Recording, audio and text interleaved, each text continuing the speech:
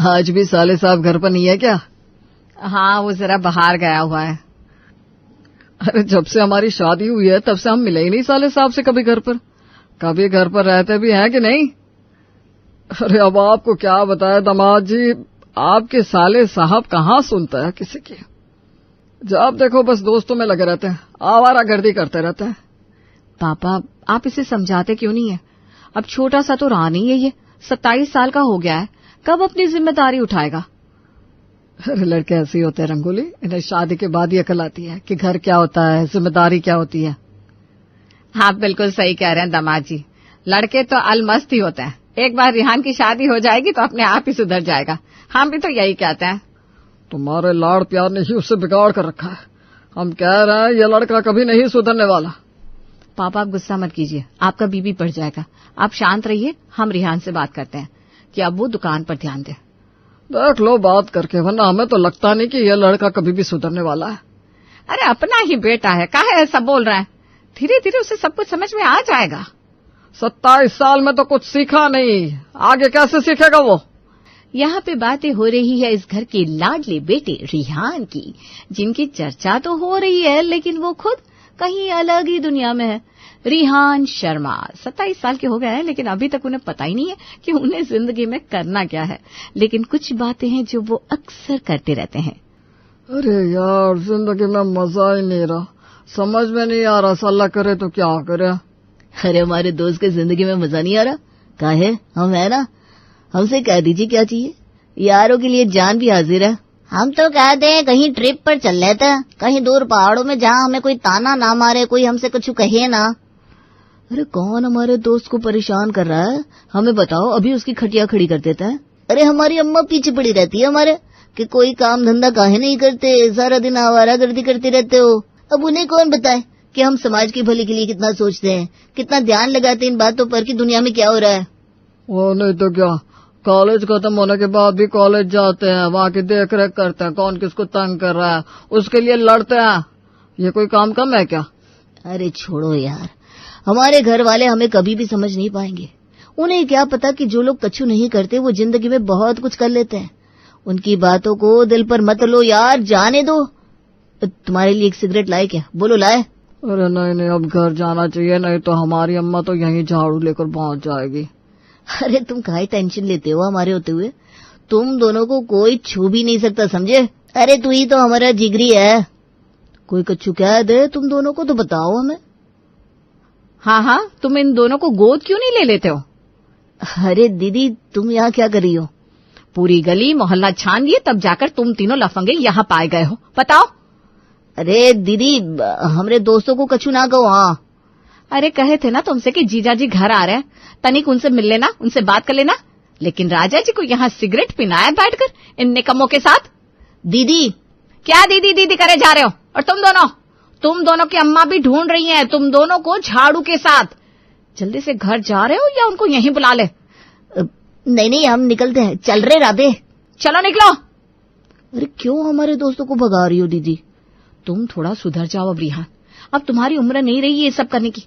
जरा पापा का हाथ बटाओ दुकान में, काबिल बनो, मम्मी पापा की सेवा करो। अरे हम कहाँ मना कर रहे हैं कि हम ये सब नहीं करेंगे, लेकिन पहले जिंदगी तो जी लेना। अरे इसे जिंदगी को जीना नहीं, जिंदगी को बर्बाद करना कहते हैं।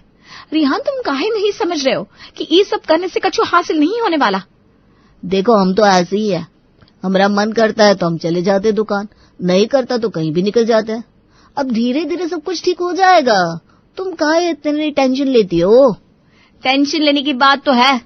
अब हम तुम्हारे लिए रिश्ता देख रहे हैं। लड़की से क्या कहेंगे? लड़का क्या करता है? सारा दिन रोड पर आवारागर्दी करता है। अरे पापा की इतनी बड़ी साड़ियों की दुकान है, क्या दिन वहीं बैठता है। देखो हम कह रहे हैं रिहान सुधर जाओ, जिंदगी संवर जाएगी तुम्हारी। हाँ, हम समझ गए, कल से ही सब कुछ संभालेंगे। बस चलो अब तुम्हारे पति देव से भी मिल लेते हैं घर पे। रिहान जिंदगी को कभी भी गंभीर तरीके से नहीं लेता था। उसके पापा की इतनी बड़ी दुकान थी, लेकिन उसे उसमें जरा भी दिलचस्पी नहीं थी। वो तो अब भी अपने दोस्तों के साथ आवारापंती करता फिरता था, जिससे आए दिन किसी न किसी मुसीबत में फंस जाता। पुलिस स्टेशन में रिहान और राधे खड़े हैं। रिहान के माता पिता वहां आते हैं उसे छुड़ाने के लिए। इंस्पेक्टर साहब, क्या किया है इसने? ये आपका बेटा है? जी, बदकिस्मती से हमारा ही है साहब। ये और इसका दोस्त सड़क पर किसी 2 लोगों के साथ मारपीट कर रहे थे। बहुत मुश्किल से पकड़ कर लेकर आए हम। पापा, हमारी कोई गलती नहीं है। उसने पहले राधे पर हाथ उठाया था, इसलिए हमने भी फिर छोड़ा नहीं उसे। बहुत चर्बी है तेरे शरीर में, यहाँ का गुंडा है तू। एक रात लॉकअप में रहेगा तो अकल ठिकाने आ जाएगी। नहीं सर, इसकी तरफ से हम माफी मांगते हैं, माफ कर दीजिए, आगे से ऐसी गलती नहीं करेगा। हाँ सर, हम माफी चाहते हैं, हमारे बेटे की वजह से आपको परेशानी हुई। आप इसकी बेल दे दीजिए, आगे से हम इसका ध्यान रखेंगे। तुम्हारे माता पिता की वजह से तुम्हारा बेल कर रहा हूँ, आगे से ऐसी गलती नहीं होनी चाहिए, समझे? जी सर। आज तुम्हारी वजह से पापा और मम्मी को पुलिस स्टेशन जाना पड़ा।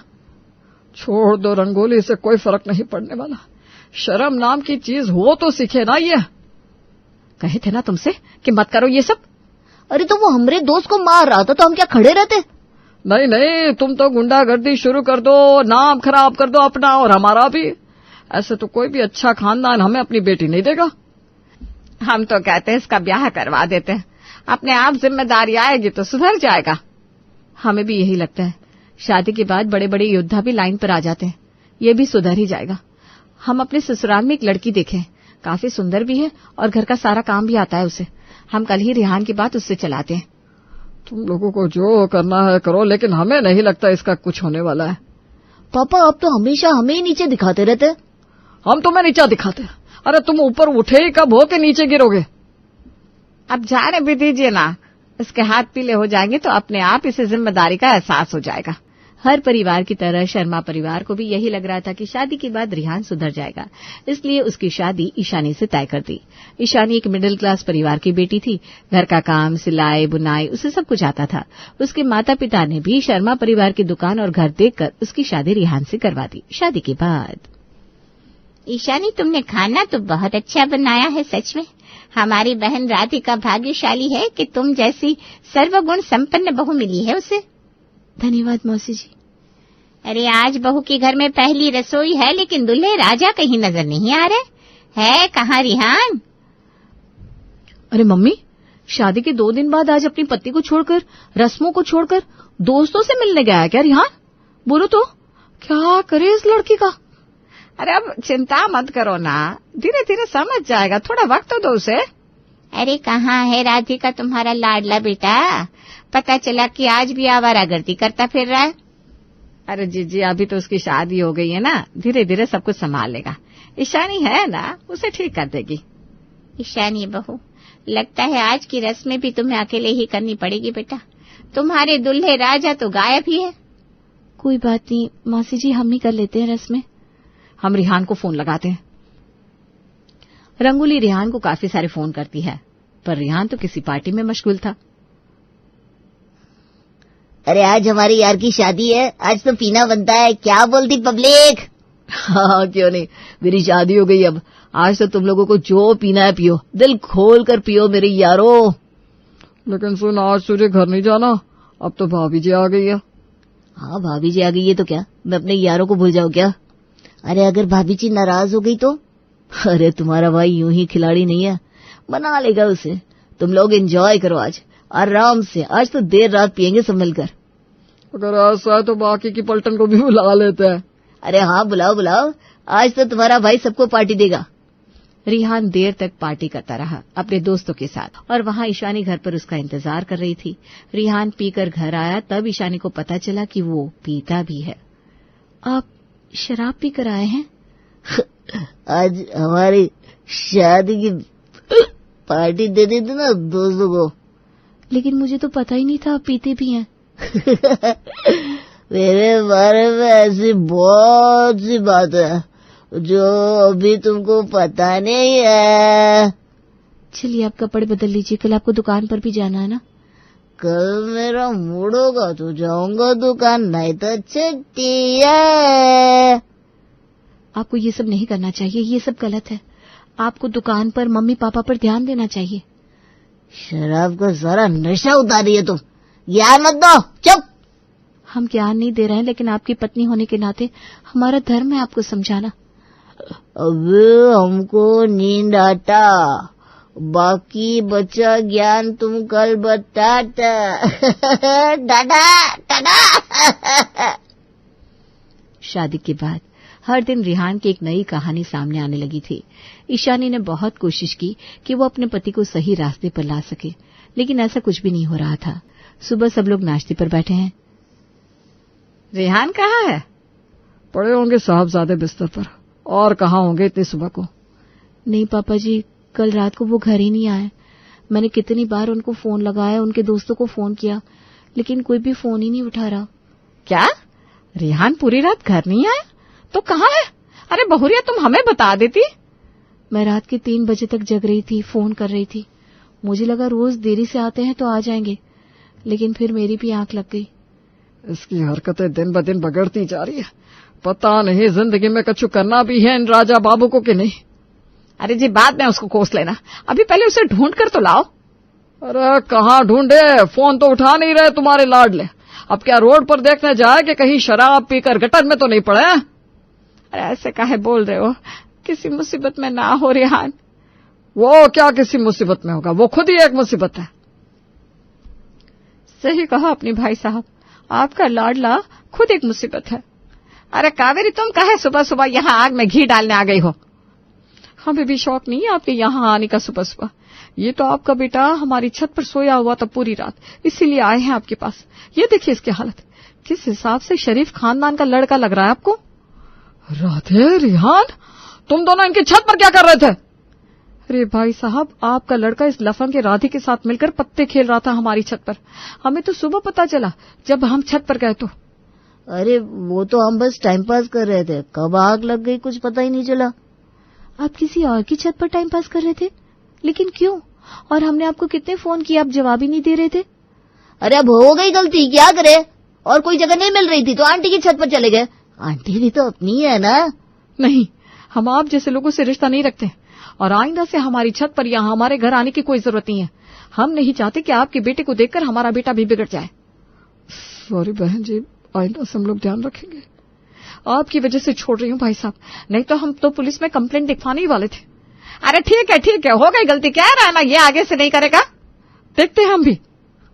और कोई कसर बाकी है क्या हमारा सर नीचे करने में? अरे अंकल, तुम तो निकलो पहले हमारे घर से, चलो।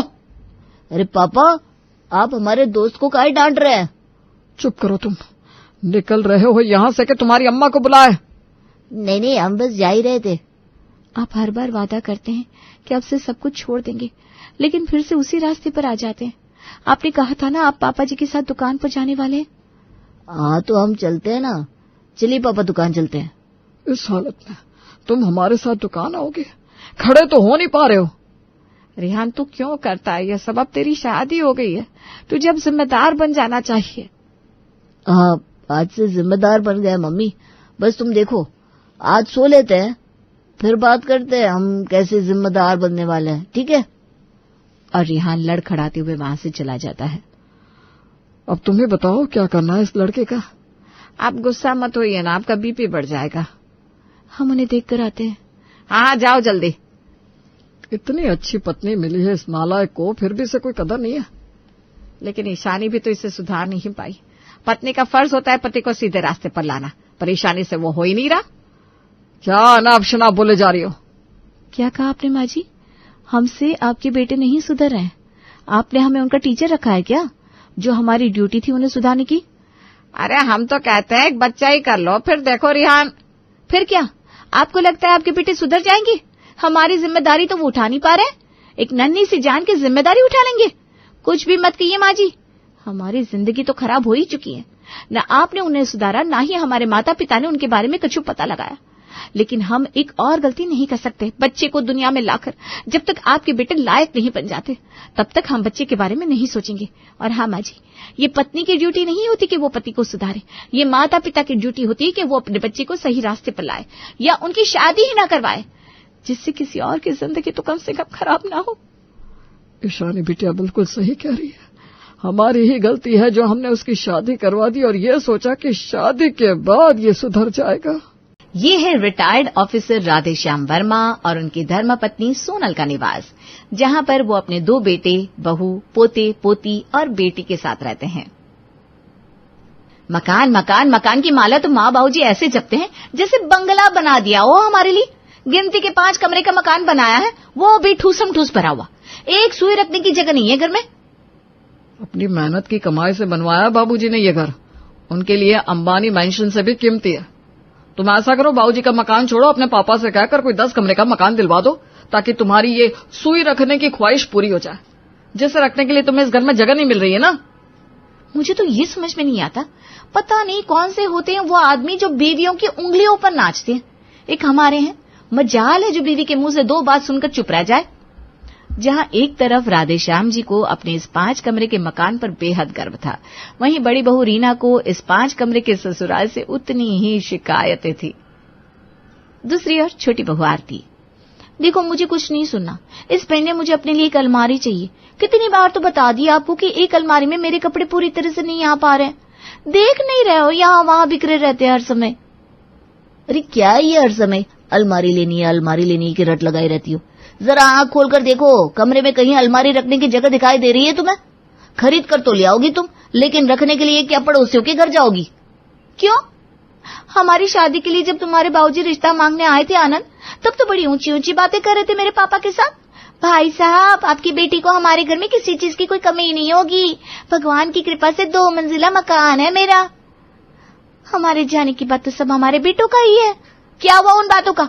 इस 2 मंजिला मकान में ना मुझे अपने कपड़े तक रखने के लिए जगह नहीं मिल रही है। कोई जवाब है आनंद बाबू मेरी इस बात का आपके पास, या आज भी सिर्फ लैपटॉप में गर्दन घुसाए बैठे रहोगे? आरती, शादी के समय तो तुम्हारे पिताजी ने भी कहा था तुम बड़ी शांत, सुशील और घरेलू हो। तुम्हारे पापा के बताए हुए लक्षणों में से कोई एक भी नहीं मिल रहा मुझे। शादी को 3 साल होने आए। आपके साथ तो बात करना ही बेकार है।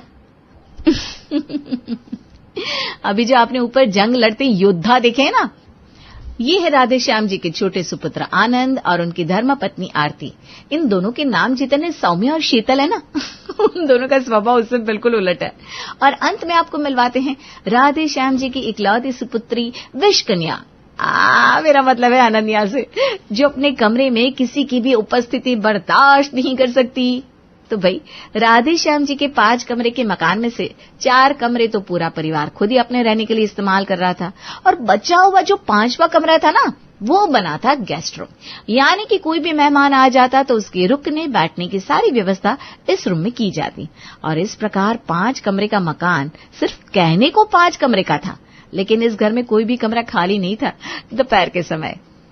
अरे रोहन बेटा, 3 बार बोल दिया मैंने तुम्हें कि प्लीज बाहर हॉल में जाकर खेलो, लेकिन तुम्हारे कान पर जू ही नहीं रही थी। पूरा दिन रसोई में काम करते करते बीत जाता है मेरा। सारा काम निपटाने के बाद अगर 2 घड़ी आराम करने का सोचा ना, तो तुम्हारा ये बैट बॉल बल्ले सब निकल आते। मैं कहती हूँ तुम जाते हो कमरे से बाहर या नहीं? मम्मा आप ही बताओ, स्कूल से लौटने के बाद हमारा भी तो मन करता है हम थोड़ी देर खेले, लेकिन जैसे हम खेलने की कोशिश करते हैं आप चिल्लाना शुरू कर देती हो। अरे तो खेलना है तो खूब खेलो, सारे खेल क्या सिर्फ ऐसे शोर मचा कर खेले जाते हैं? अरे मम्मी, हम कोई गूंगे बह रहे हैं क्या जो इशारों में खेलेंगे? अब खेलेंगे तो थोड़ी तो आवाज आएगी ना। हाँ, बात तो तुम्हारी भी ठीक है बेटा। छोटे से कमरे में नंगा नहाएगा क्या, निचोड़ेगा क्या? बच्चे भी आखिर खेलने के लिए जाए तो कहाँ जाए? मम्मा मुझे याद आया, कल मेरा क्लास टेस्ट है, मुझे पढ़ाई करनी है। आप ऐसा करो, रोहन को खेलने के लिए बाहर भेज दो, रूम में मुझे पढ़ाई करनी है। पहली बात तो यह है बेटा कि बाहर अभी धूप हो रही है। इतनी धूप में रोहन बाहर कहाँ जाएगा? और दूसरी बात यह है कि तुम दोनों ने मेरी नींद खराब कर ही दी है, तो अब मैं टीवी पर सीरियल देख रही हूँ। तुम यहाँ कहाँ पढ़ाई करोगी? बाहर जाकर हॉल में बैठकर पढ़ लो। मम्मी मैं अभी हॉल से आ रही हूँ, बाहर दादी की कोई सहेली आई हुई है, वो दोनों बैठकर गप्पे मार रही है हॉल में। आप ही बताओ मैं कहाँ पढ़ाई करूँ? रोज का नाटक हो गया इस घर में। अरे परिवार बड़ा हो गया, लेकिन मजाल है जो माँ बाबू जी को ये बात समझ में आ रही हो। 4 लोग एक कमरे में भला कैसे एडजस्ट करेंगे? बेचारे तुम्हारे पापा दिन भर ऑफिस में मेहनत करके आते हैं और फिर जमीन में चादर बिछाकर सोना पड़ता है उन्हें। बिस्तर में 4 लोगों के सोने की जगह कहाँ रहती है? मम्मा मेरे सारे दोस्तों के पास अपना एक स्टडी रूम है, सब अपने ही रूम में बैठकर पढ़ाई करते हैं, जहाँ उन्हें कोई डिस्टर्ब नहीं करता। और एक हमारा ये घर है, यहाँ हर 5 मिनट में कोई ना कोई कमरे में आता जाता रहता है। पढ़ाई में ध्यान ही नहीं लग पाता। मैं पहले बता रही हूँ मम्मा, अब मैं क्लास 4 में आ गई हूँ। अगर ऐसे ही चलता रहा तो मुझसे मत कहना कि एग्जाम में नंबर कम क्यों आए। तेरी बात ठीक है बेटा, हर बात का दोष बच्चों को तो नहीं दे सकते। बहुत बर्दाश्त कर लिया मैंने, अब मैं तेरी दादी से बात करके रहूंगी। उसी रात डिनर के बाद रीना एक बार फिर 5 कमरों का चिट्ठा खोलकर बैठ जाती है। माँ जी, इतने साल हो गए मेरी शादी को, शादी के बाद जब आपने मुझे मेरा कमरा दिखाया था ना, तो अपना कमरा देखकर बड़ी खुश हो गई थी मैं। लेकिन समय बीतने के साथ 2 लोगों के रहने लायक उस छोटे से कमरे में हम 2 से 4 हो गए। अब आप ही बताइए, उस छोटे से कमरे में हम 4 लोगों का गुजारा कैसे होगा? कमरे में सिर्फ एक अलमारी है, उस एक अलमारी में हम 4 लोगों के कपड़े ठूस ठूस कर भरे हुए हैं। ऐसा नहीं है कि हम दूसरी अलमारी खरीद नहीं सकते, लेकिन अगर खरीद लेंगे तो उसे रखेंगे कहाँ? ये बात भाभी बिल्कुल ठीक कह रही है माँ जी। अरे मैं खुद इतनी परेशान हूँ, कपड़े रखने के लिए जगह ही नहीं है। आखिर कोई करे तो क्या करे? छोटी बहू, कम से कम तुम तो चुप ही रहो। रीना के 2 बड़े बड़े बच्चे हो गए, उसे कपड़े रखने के लिए जगह नहीं मिल पा रही है, इसकी बात समझ में आती है। लेकिन तुम तो सिर्फ मियाँ बीवी हो, तुम्हारा अभी से इतना सामान हो गया कि एक कमरे में सेट नहीं हो पा रहा। सास की बात सुनकर बेचारी छोटी चुप हो जाती है। माँ जी, कपड़े लत्ते को तो एक बार छोड़ भी दे, उसके बिना आदमी का गुजारा हो जाता है। लेकिन कभी ये भी तो सोचिए कि मेरे दोनों बच्चे बड़े हो रहे हैं, तानी को तो पढ़ाई करने के लिए भी जगह नहीं मिल पाती। दोपहर में वही समय मेरा आराम का होता है और वही समय रोहन के खेलने का और तानी की पढ़ाई का। अब आप ही बताओ, एक छोटे से कमरे के अंदर 3 लोग कैसे एक साथ पढ़ाई, आराम और खेलकूद कर पाएंगे? काम तो कोई एक ही कर सकता है ना, बाकी 2 लोग तो सिर्फ बैठकर मुंह देखेंगे। बच्चों की पढ़ाई के साथ तो समझौता नहीं किया जा सकता ना। बहू, हम मानते हैं तुम्हारी समस्या वाकई गंभीर है। मैं तुम्हारे ससुर जी से बात करती हूँ, देखते क्या हो सकता है। मुझसे बात करने से क्या होगा? मुझे कोई जादू टोना आता है कि मैं मकान को रबड़ की तरह खींचकर बड़ा कर दूंगा? जितनी मेरी हैसियत थी उतना बड़ा मकान बनवा दिया। अब गुजारा तो इन्हीं 4 दीवारी में करना पड़ेगा, और कोई रास्ता तो है नहीं। मुझे ऐसा लगता है बाबूजी, रीना की बात गलत नहीं है। क्यों ना हम लोग गेस्ट हाउस को बच्चों के रूम में बदल दे? वैसे भी कौन सा रोज रोज कोई हमारे दरवाजे आकर बैठा रहता है। कभी साल 6 महीने में कोई मेहमान आता है, जब मेहमान आएगा तब की तब देखी जाएगी। फिलहाल हम बच्चों की पढ़ाई के साथ समझौता तो ना करें।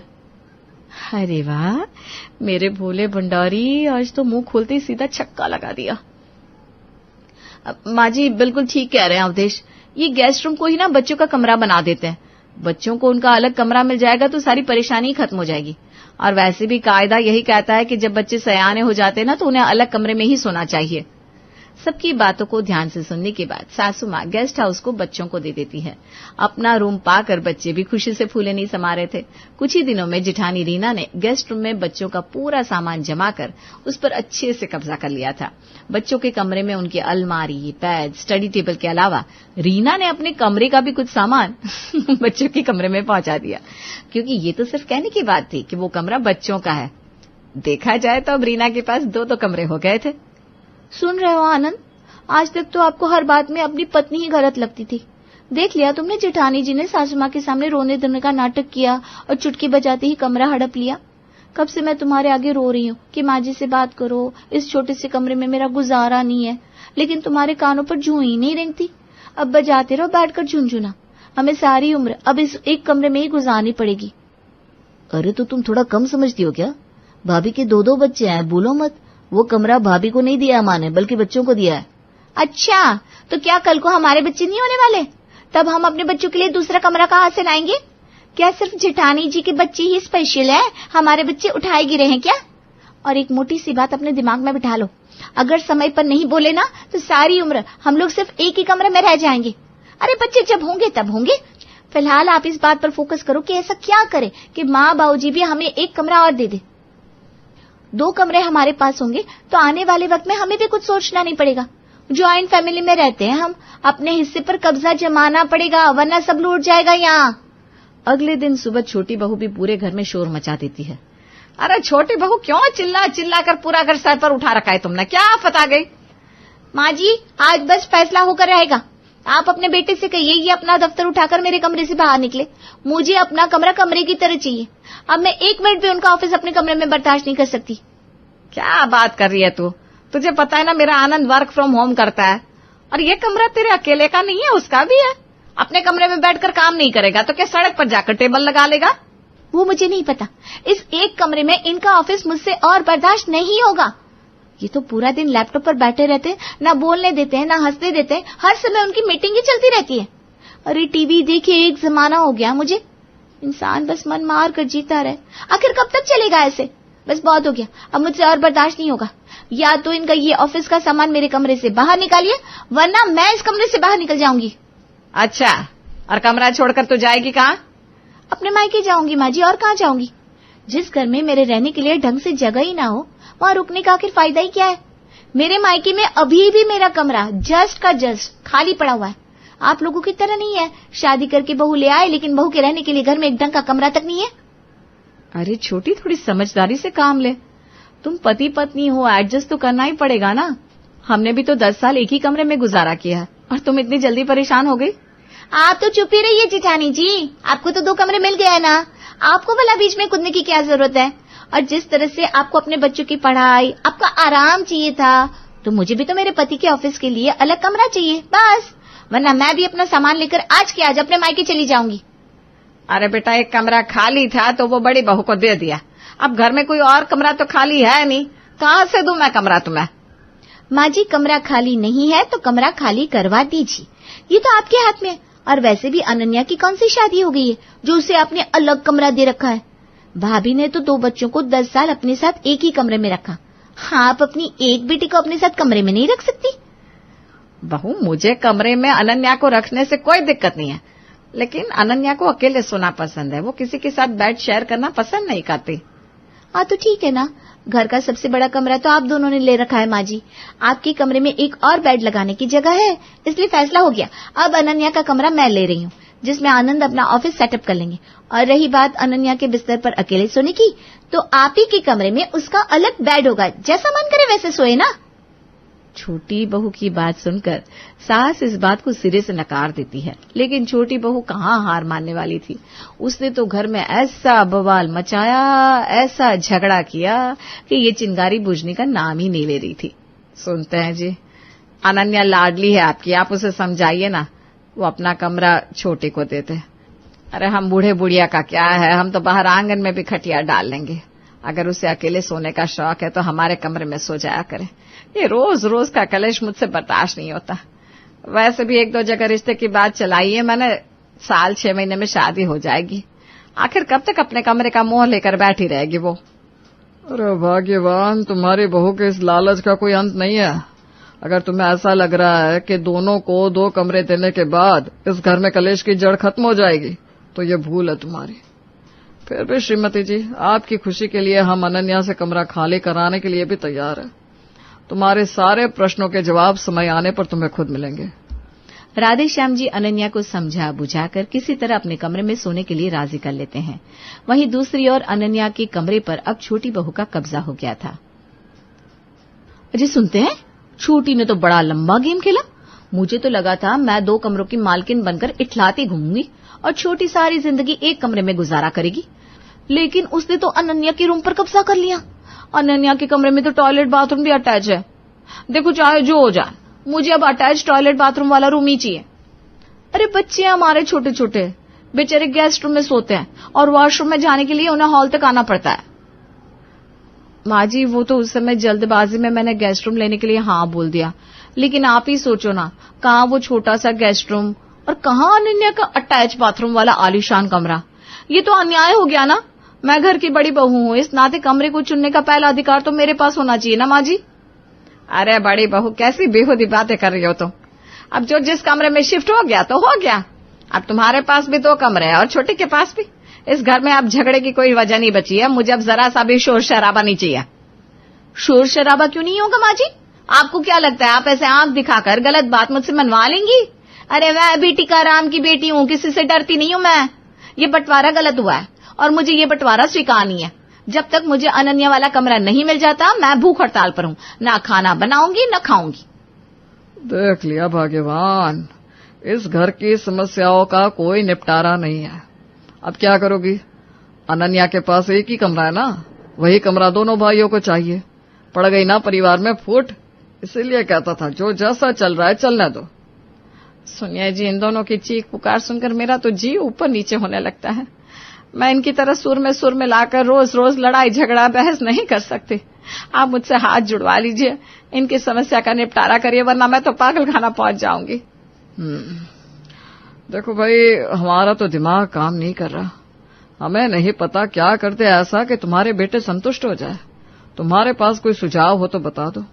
हमने आज तक तुम्हें किसी बात के लिए ना इनकार किया है ना करेंगे।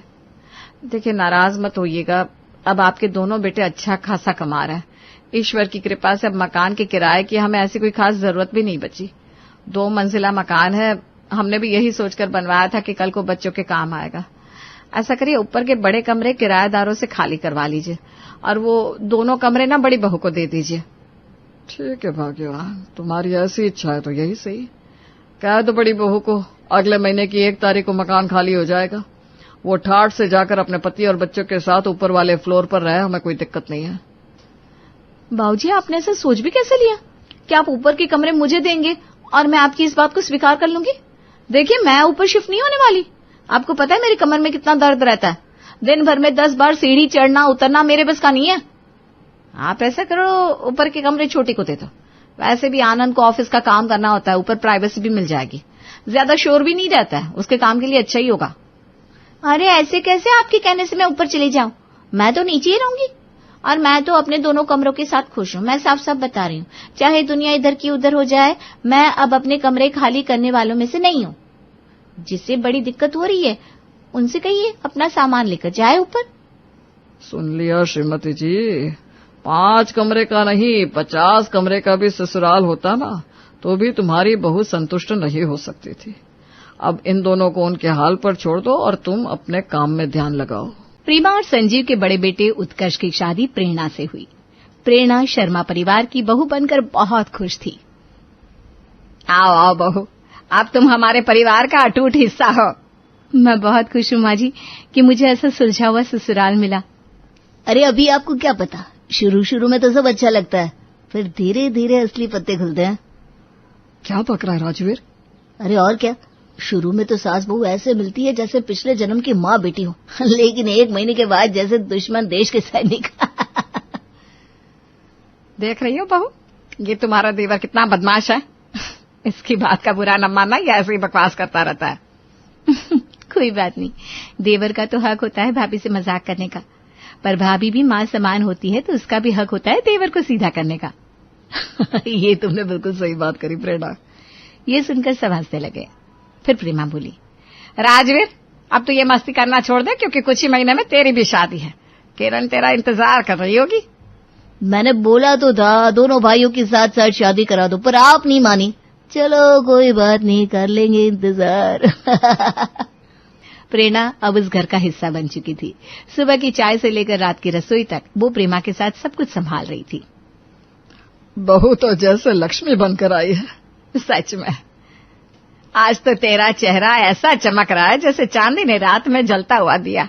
लगता है किरण तुझे बहुत भा गई है। क्या माँ, वैसे किरण चांद है तो मैं उसका सितारा हूँ।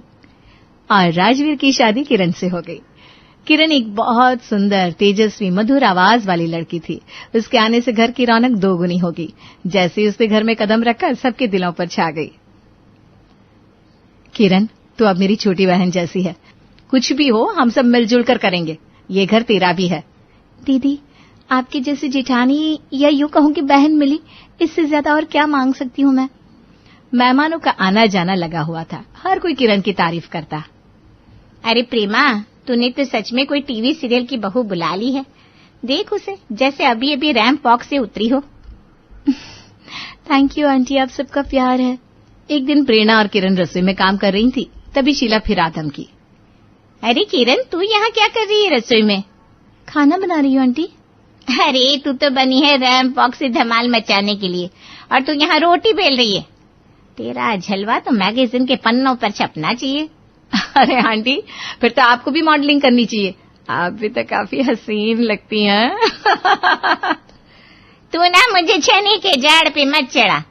किरण की बात तो पूरा मोहल्ला कर रहा है। सब हंसी में टल गया, लेकिन किरण ने शीला की बात दिल पर ले ली। शायद आंटी सही कह रही थी, मुझे कुछ करना चाहिए। मेरा भी सपना था कुछ बनने का। अगले दिन दोपहर को प्रेरणा और किरण आराम कर रही थी, तभी प्रेमा आ गई। अब तो घर में हंसी खुशी है। लगता है मुझे भी अब पोते की शक्ल देख लेनी चाहिए। माँ जी आप भी ना। माँ जी मैं तो अभी बच्चा नहीं चाहती, मैं तो मॉडलिंग करना चाहती हूँ। अरे शीला आंटी मजाक कर रही थी, तुमने सीरियसली तो नहीं ले लिया? हाँ, शीला तो कुछ भी बोल देती है, उसकी बातों पर ध्यान मत देना। नहीं माँ जी, ये बात सिर्फ आंटी जी की नहीं है, सब यही कहते हैं। और सच्चाई ये है कि मेरा भी सपना है कुछ बनना। किरण, ये सब बातें टीवी में अच्छी लगती है, घर चलाना भी कोई छोटा काम नहीं होता। चलो अब जाओ, सो जाओ, सुबह भगवान के दर्शन करने जाना है। किरण ने कुछ नहीं कहा। रात को चुपचाप अपने कमरे में चली गई। लेटी लेटी सोचती रही कि क्या मेरा सपना वाकई इतना छोटा है कि किसी को समझ में नहीं आता। तभी अचानक ये क्या हो रहा है मुझे? वो बदहवास सी उठी और बाथरूम की तरफ दौड़ी। वहां जाकर जोर की उल्टी हुई। उसके चेहरे पर हवाइयां उड़ने लगी। अरे क्या हो गया किरण? पता नहीं क्या हुआ, अचानक उल्टी हो रही है। चलो डॉक्टर के पास चलते हैं। राजवीर किरण को फौरन डॉक्टर के पास लेकर गया। क्या हुआ है डॉक्टर, सब कुछ ठीक तो है ना? ठीक नहीं, बहुत अच्छा है।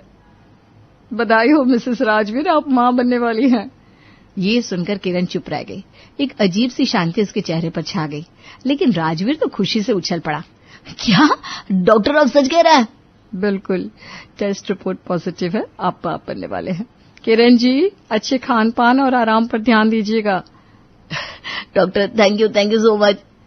राजवीर किरण को लेकर क्लिनिक से निकला और हाथ में मिठाई का डिब्बा लिए उछलता कूदता घर में घुसा। वाह पापा, भैया, भाभी, सब लोग सुनिए, हमारे घर नन्ना मेहमान आने वाला है। घर में खुशी की लहर दौड़ जाती है। संजीव और प्रेमा आशीर्वाद देते हैं। उत्कर्ष और प्रेरणा गले लगाते हैं। हे भगवान, ये तो सबसे बड़ी खुशखबरी है। घर में किलकारी गूंजने वाली है। भाई अब तो तेरा स्टेटस बदल गया, राजवीर से डैडी वीर बन गया। बधाई हो किरण, मैं बता नहीं सकती कितनी खुशी हो रही है मुझे। ऐसा लग रहा है कि तुम नहीं बल्कि मैं मां बनने जा रही हूँ। लेकिन तभी प्रेमा को किरण की आंखों में एक अजीब सी उदासी दिखती है। किरण सब खुश है तो तुम क्यों खुश नहीं हो, क्या बात है? मैंने आपसे कल ही कहा तो मैं मॉडलिंग करना चाहती हूँ और अब ये सब, अब वो सपना कभी पूरा नहीं होगा। ये सुनकर सभी के पैरों तले जमीन खिसक गई। किसी को भी किरण के मुंह से ये सुनने की उम्मीद नहीं थी। राजवीर तो गुस्से से चिल्ला पड़ा। क्या बकवास कर रही हो तुम? एक औरत के लिए मां बनना सबसे बड़ा सौभाग्य होता है और तुम इस बात पर दुखी हो रही हो? शर्म आनी चाहिए तुम्हें। क्यों? क्या मेरे सपने कोई मायने नहीं रखते? मेरे अपने सपने नहीं हो सकते? क्या औरत का काम सिर्फ बच्चे पैदा करना है? मैं भी अपनी जिंदगी जीना चाहती हूँ अपने तरीके से। तो अब तुम ये कहना चाहती हो कि तुम, भगवान ना करे, अबॉर्शन कराना चाहती हो?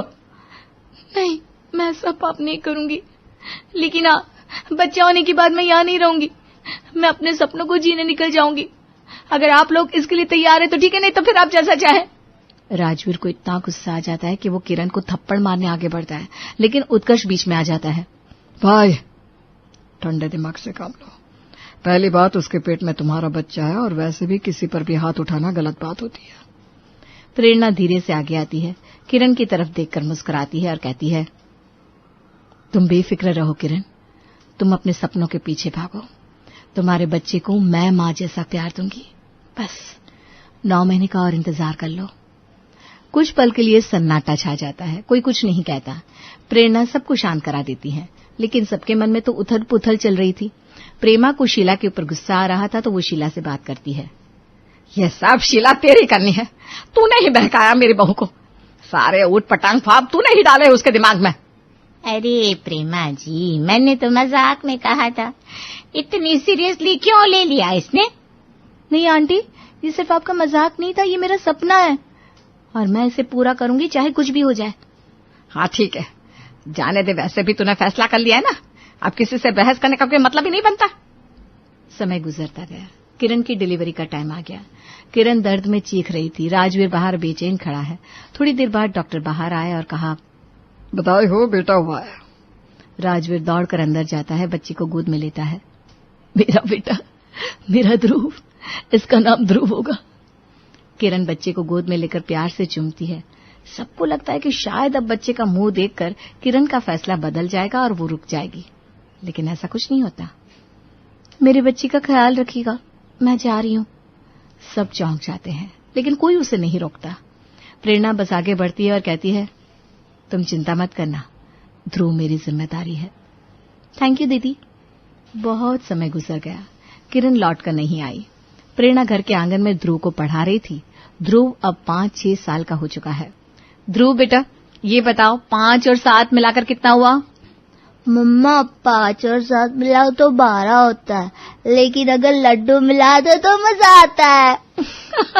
तू बड़ा नटखट हो गया, लेकिन बहुत होशियार भी है मेरा ध्रुव। मम्मा आप सबसे अच्छी मम्मा हो। प्रेरणा उसे गले लगा लेती है, उसकी आंखें भर आती है। राजीव उसे ऐसे खुश देखकर बहुत खुश हो रहा था।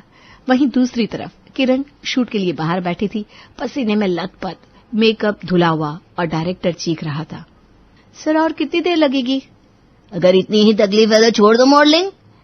ये जगह सपने वालों की नहीं, पसीने बहाने वालों की है। किरण चुपचाप पीछे हट जाती है। उसकी आंखों में थकावट थी, पर फिर भी वो हिम्मत नहीं हार रही थी। हालांकि पिछले 6 साल में भी उसे छोटे मोटे एड फिल्म्स के अलावा कुछ हासिल नहीं हुआ था मॉडलिंग से। हे भगवान, कितनी मुश्किल है ये मॉडलिंग की दुनिया। उधर कुछ दिन बाद ध्रुव के स्कूल में एनुअल फंक्शन का ऐलान हुआ। पढ़ाई में तेज ध्रुव एक्स्ट्रा करिकुलर एक्टिविटीज में भी बढ़ चढ़कर हिस्सा लेता था। इस बार उसे पहली बार स्टेज पर परफॉर्म करने का मौका मिला था। राजवीर, मुझे लगता है कि तुम्हें किरण को बुला लेना चाहिए। ध्रुव पहली बार कुछ परफॉर्म करने जा रहा है, उसकी माँ का वहां होना चाहिए। नहीं भाभी, वो यहाँ आए या ना आए मुझे फर्क नहीं पड़ता। अरे वो बच्चा है राजवीर, आज नहीं तो कल उसे अपनी माँ की कमी महसूस होगी। क्या तुम चाहते हो कि वो दिन आए?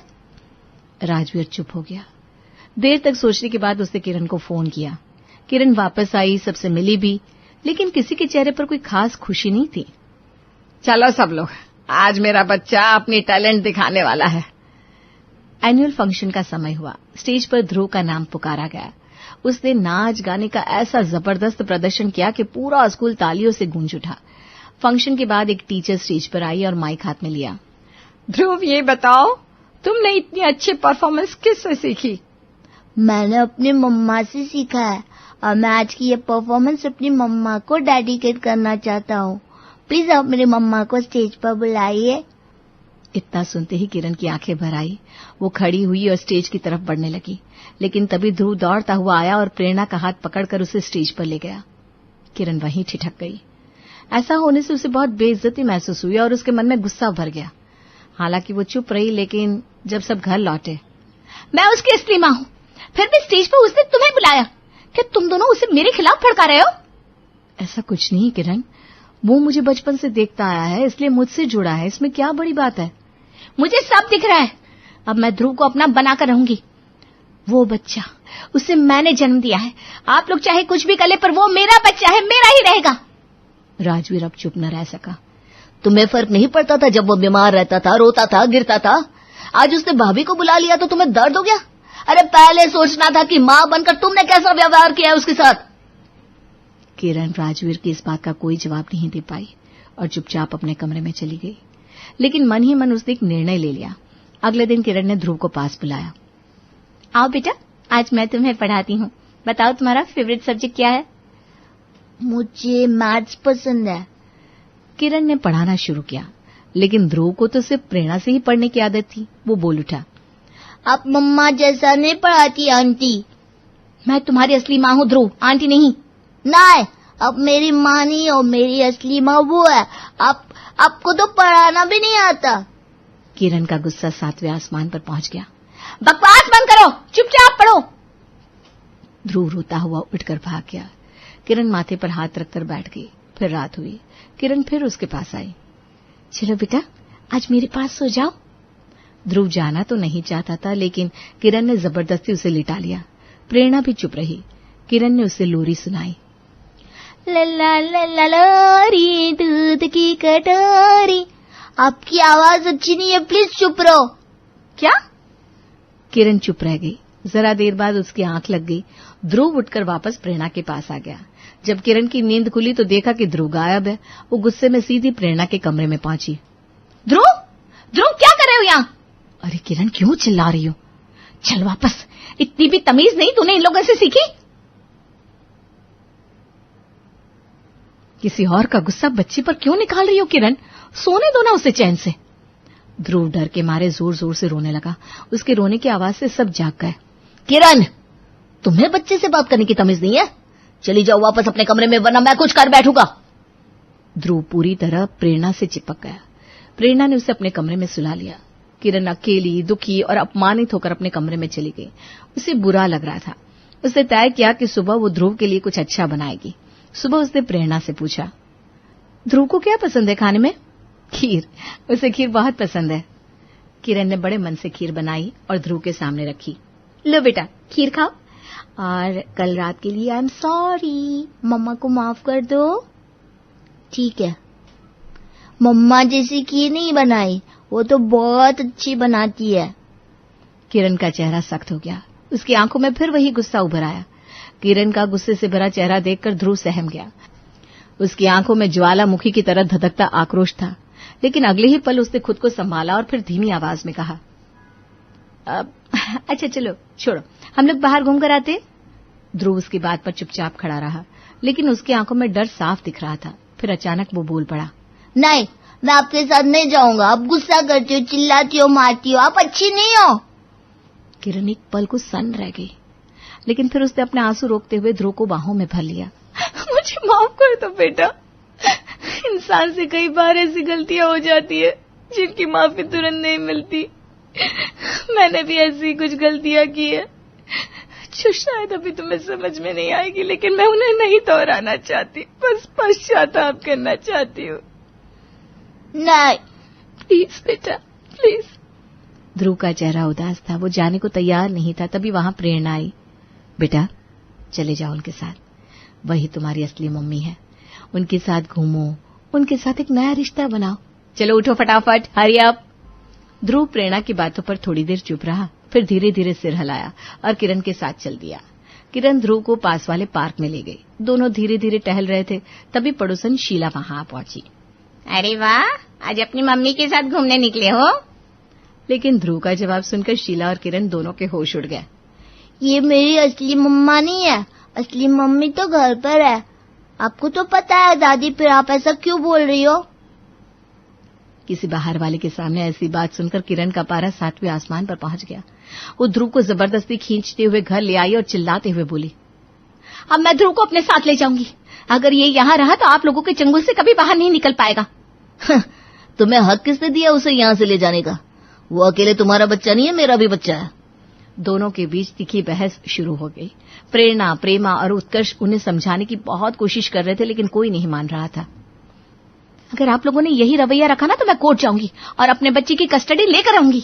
तो जाओ कोर्ट, लेकिन तुम किसी बच्चे को जबरदस्ती नहीं पा सकती। तुम्हें सिर्फ अपनी जिंदगी दिख रही है, तुम्हारा सपना पूरा नहीं हुआ। बच्चा छोड़कर गई, मॉडलिंग में फेल हो गई, अब वापस बच्चा चाहिए। राजवीर ने रुककर गहरी सांस ली और आगे बोला, यहाँ जिन लोगों ने बलिदान दिया है वो तुम्हें नजर नहीं आते। तुमने अपनी ममता का सौदा कर लिया, लेकिन हमने सिर्फ ध्रुव को प्यार दिया। प्रेरणा भाभी ने ध्रुव की वजह से अपना बच्चा नहीं किया ताकि उसका प्यार बट ना जाए। लेकिन ये बलिदान तुम्हारी नजरों में कोई मायने नहीं रखते। क्या? प्रेरणा की आंखों से आंसू बहने लगे। किरण ने जैसे ही प्रेरणा की भीगी आंखें देखी, उसका दिल कांप उठा। उसे अपने किए का एहसास हुआ। उसने हाथ जोड़ लिए। मुझे माफ कर दो भाभी, मैं भटक गई थी। शायद मैं मां बनने की काबिल ही नहीं थी, पता नहीं क्यों बन गई। प्रेमा और प्रेरणा ने उसके कंधे पर हाथ रखा। गलती इंसान से ही होती है किरण, लेकिन अपनी गलती का पछतावा करना ही सच्ची इंसानियत है। मुझे माफ कर दीजिए, पता नहीं मैं क्या करने लगी थी। शायद मॉडलिंग में फेल होने की वजह से मेरा दिमाग खराब हो गया है। राजीव, आप भी मुझे माफ कर दीजिए। क्या तुम फिर से हम लोगों को छोड़कर जाओगी? नहीं, कभी नहीं। तो मैंने माफ किया। और उस दिन के बाद से सब कुछ बदल गया। किरण ने परिवार को अपनाया और परिवार ने भी उसे स्वीकार कर लिया। धीरे धीरे उसके और ध्रुव के बीच में भी अच्छी बॉन्डिंग बनने लगी।